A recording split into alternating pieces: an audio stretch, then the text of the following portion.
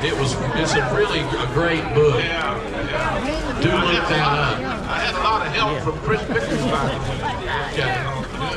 Whitfield, Curtis Albert, and Johnny Brown Mickey Whitfield from Mount Olive, Curtis Albert from Zebulon, and Johnny Brown from Zebulon.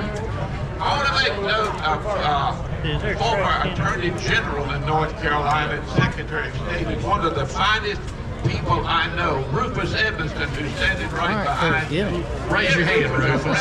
Give him a big round of applause. He's a good public servant for us. He has been a wonderful public servant and a fine man, that's the truth. All right, team, are y'all ready to go? Are you ready, set, and go? All right, give them a round of applause. Get them going here. We got the men's team here now. This is chapter 37. They mean business. Y'all probably don't know what that is, but I do. You probably think that's a motorcycle club or something, but actually that's a tractor club, chapter 37. And I see he's got on his chapter 37 hat. And they collect farm-all tractors and red tractors. And they do a great job of it, too. They have got an awesome group of people in this club. And they collect a bunch of nice equipment, and they do a lot for their community, and they're all about brotherhood and fellowship, and we really appreciate them being here. And Curtis was handed right here. I'm gonna brag on him too. He does all this decoration around here. If you look around at all this tobacco memorabilia over here, this man right here, and it's right here on the right side, he brought all that here and set it up for us. So give him a big hand for that. He does a great job on it. This guy knows what he's doing. He's stringing a good stick of tobacco. I think he's done this before. I'm pretty sure the way he's doing that. Time. Yeah, that's a good stick. Good job. He's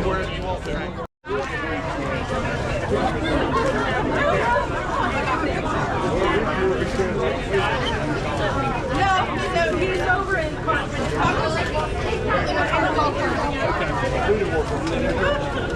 Yeah, he's in the golf cart.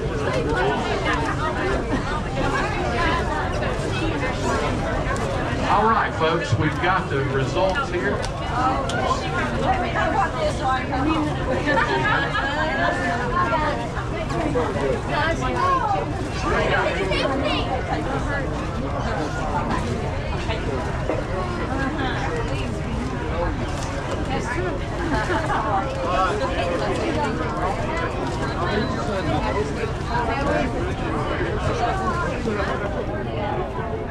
Hit it.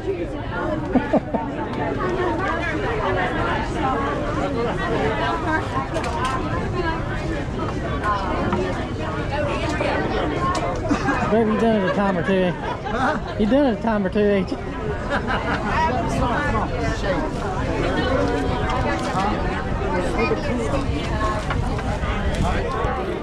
Yeah, you got it back.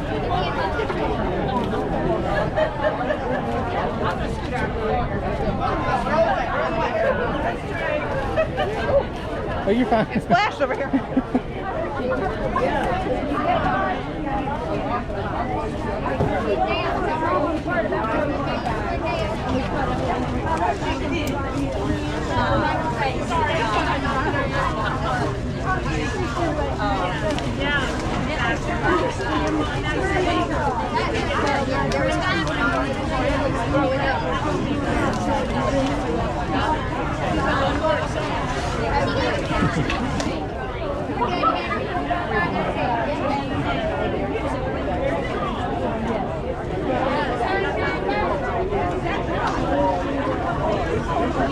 All right, ladies and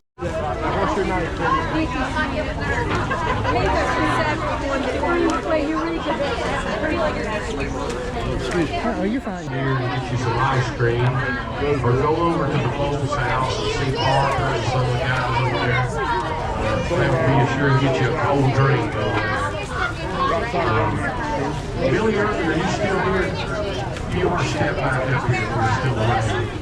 Sure, that he will.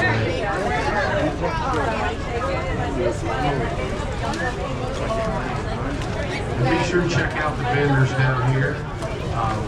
Last night's fresh seafood over here. They have got some great seafood.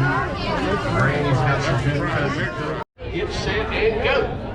And Billy, I have some of your tobacco books, and they are excellent, and I highly recommend them. Thank you. So very informative, and they've got some historical pictures in them.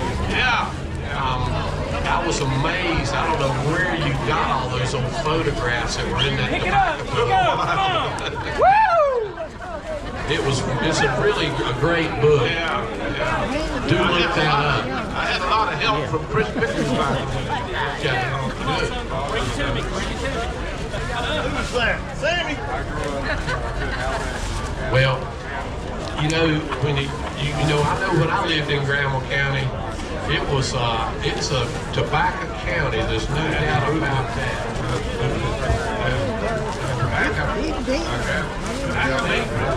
Yeah. We had as many as 9 tobacco warehouses. Right. There's a lot of good tobacco land in Granville. Absolutely. Yeah. There we go. Time. Give my hand, folks. Let's do it. There, coming up. On your mark, get set, and go. I give them a hand. Let's get them going. We're happy to have these folks, all these teams today. What we got? 16, I think. A lot of teams participating today. We really appreciate that. Some of these teams have been here almost every year. And we're thankful for that because they always come help us fill the barn, and that's important. And I kind of think, Billy, that's the way it was back then. We all ganged up on it. It was a family affair. Absolutely, it was a family affair. It developed close-knit relationships among the community.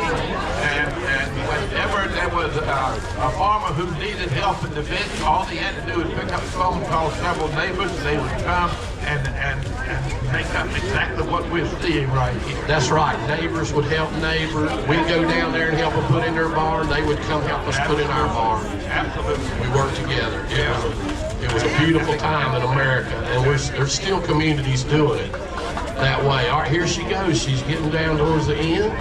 That's a good-looking stick of tobacco. We'll let her tie it off.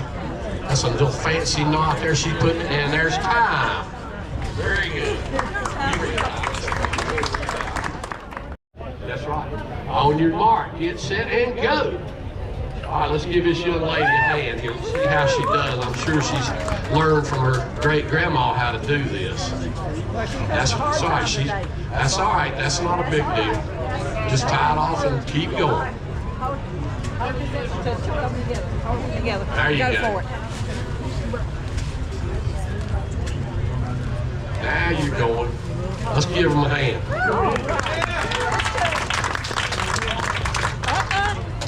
Not as she keeps it tight, she won't. Yeah, I can remember hanging around the tobacco barn with my granddad, Billy, and following him around from barn to barn. And he might have 3 or 4 going at the same time. And always was like Commissioner Troxler said, by the time you walked around all those barns, you didn't get much sleep. That's right. That's right. And Grandpa, he always said he'd sleep in the wintertime. Yeah. What do you think about it? How did they do it, Billy? Well, you get attuned to it as part of your life.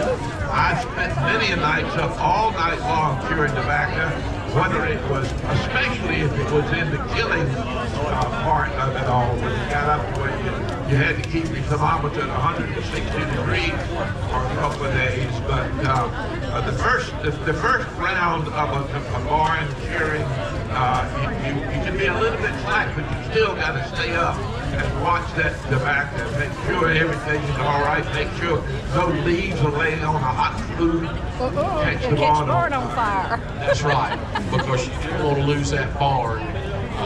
You needed all your bars, and it was all about keeping that heat even. You had to keep that heat even. You didn't want it running way up high or way down low. You couldn't make it fair, it had to be started off at 90 and then to 100, 110, up to 120, and then by about the fifth day or fourth day, you got it to 160 degrees, and it stayed there until all of the stems on the leaves were dry. That's correct. And then you could take that barn and tobacco out. You took it out before daylight because it was still in order, meaning it had a great degree of moisture in the leaves, and the leaves were supple and wouldn't break. That's correct. And it took a lot of patience and time to get that cure just right. Absolutely. But that was tried and proven method for over 100 years.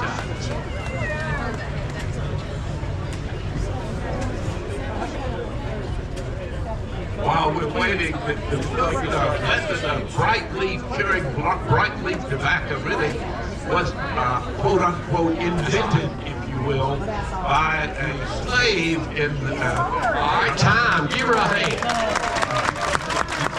Sit and go.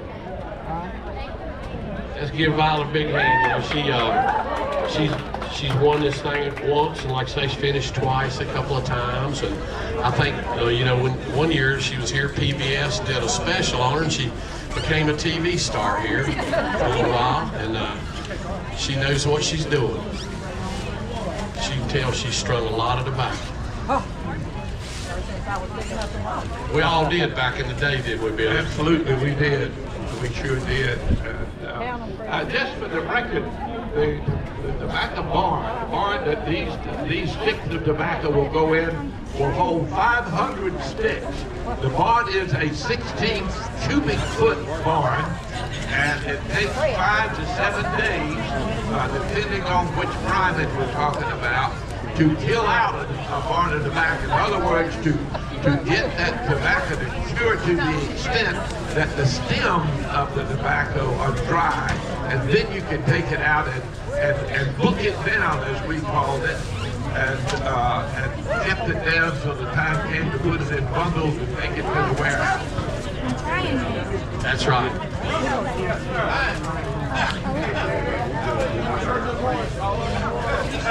All right, this is a pretty stick.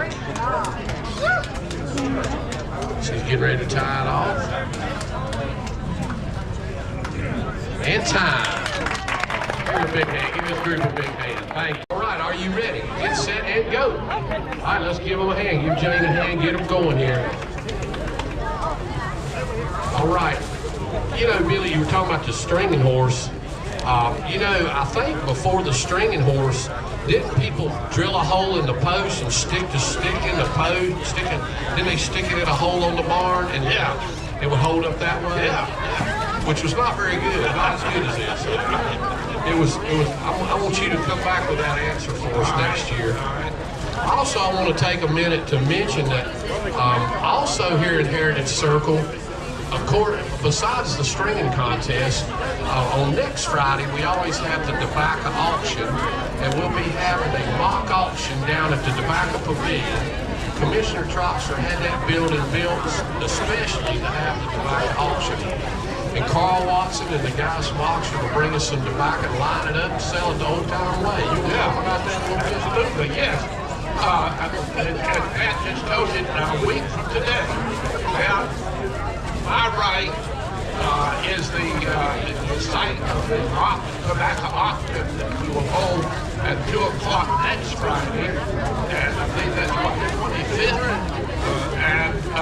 The commissioner, thank goodness for Steve Trox. That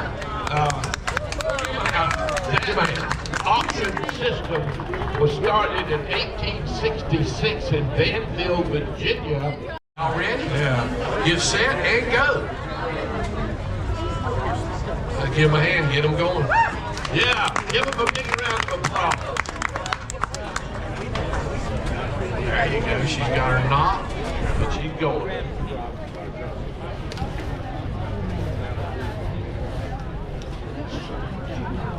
So I just start over again. That's okay. She got excited and broke her string, but that's all right. She still got a chance to string a stick.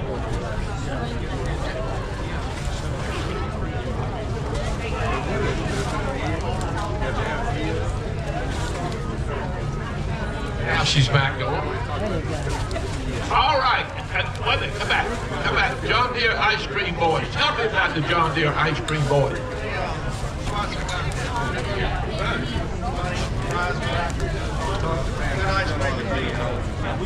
John Deere, don't forget that. They sponsor and help to pay the winners here. That's correct. Yeah. And they've been doing it every year for 20 years. For a long time. So the thing to do is to go by up there and get you a cup of John Deere ice cream and tell them you appreciate it, that you enjoyed the stringing contest. Pat, notice that Jill just pointed that out. She is looking at both sides of the stick. Yeah, we got both sides. You got it.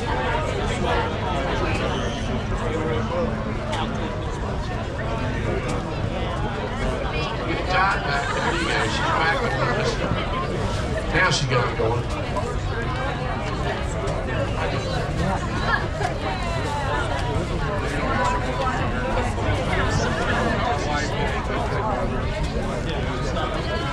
Come on, Jeff, we're behind. She's faster than y'all.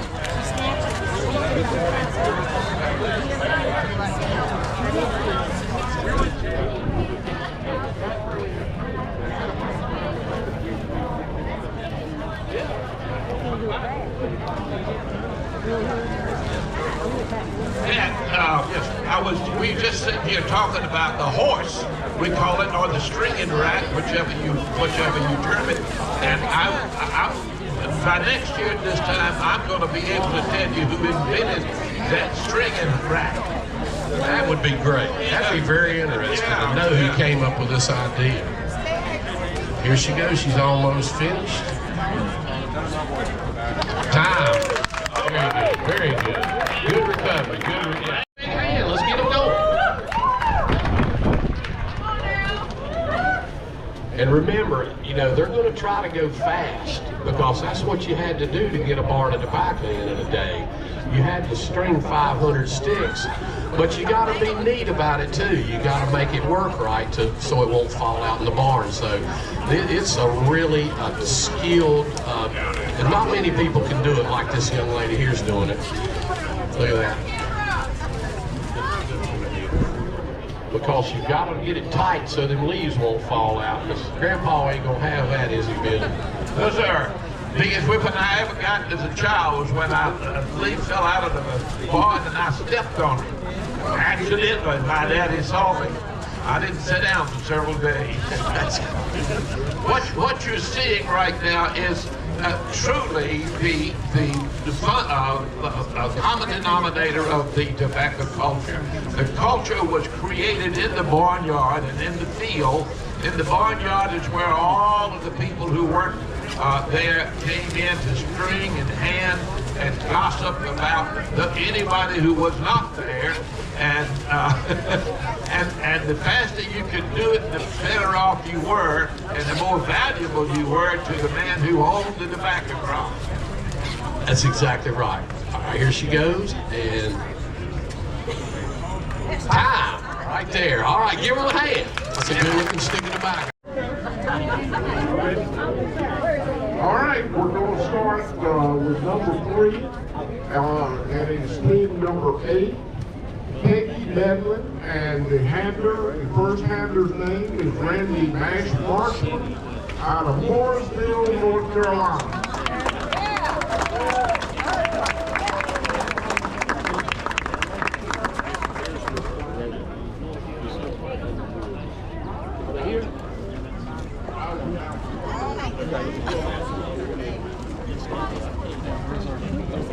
All right, number 2 is team number 7, Mavis Lane, and the first handler's name is Martha Toll, and they're out of Merritt, North Carolina. Please give them a hand.